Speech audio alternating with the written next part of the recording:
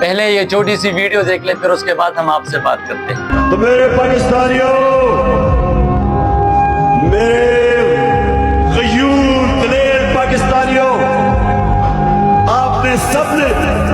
مجھے اور اس ملک کو انصاف دلواؤ گے۔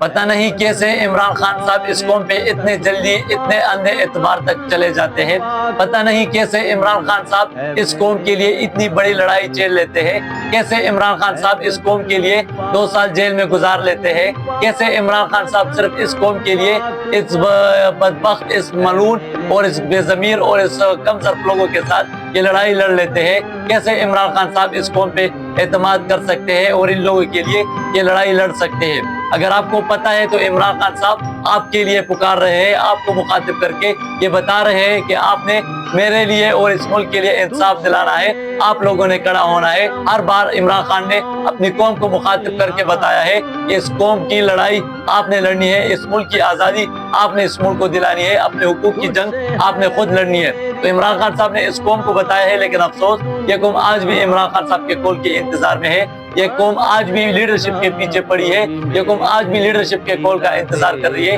صد افسوس ہے اس قوم پر، صد افسوس ہے اس قوم کی بہادری پر، صد افسوس ہے اس قوم کے اس شعور پر جس پہ عمران خان صاحب نے 26 سال ضائع کر دیے ہیں۔